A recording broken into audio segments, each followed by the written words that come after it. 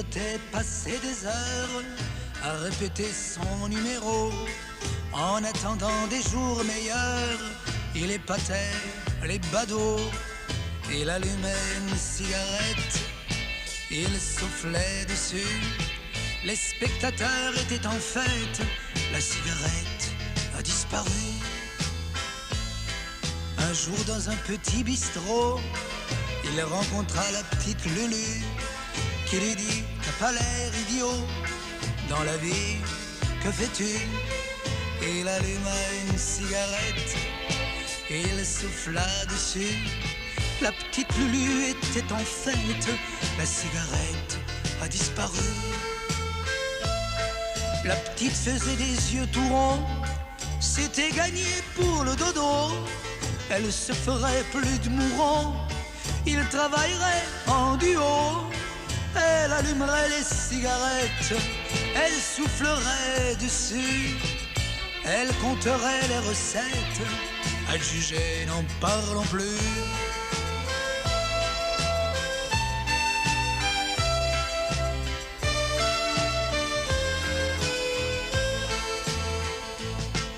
Les temps étaient très difficiles, dans le quartier on les voyait trop. Fallait courir de ville en ville, plus question de prendre le métro. Suffisait plus d'une cigarette, de souffler dessus. Il fallait se creuser la tête, ces petits trucs-là ne prenaient plus. Sacrifiant ses économies, il acheta une caisse en bois. Mais pourquoi c'est énorme si la petite Lulu comprenait pas? Et ainsi 7 fois par semaine, il la coupait en petits morceaux.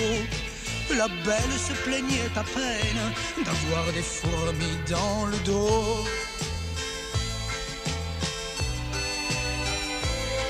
Passer ses jours au fond d'une caisse, convenez-en, ça n'est pas drôle.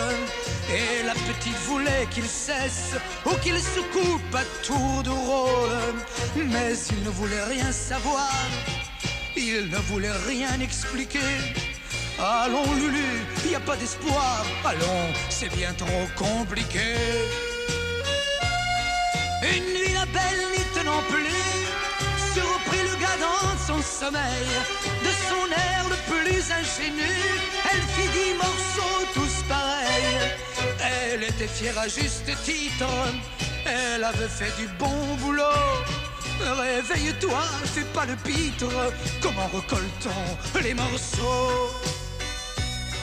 Comment expliquer aux gendarmes qu'elle avait raté son numéro? Et se souciant peu de ses larmes, ils l'emmenèrent au cachot.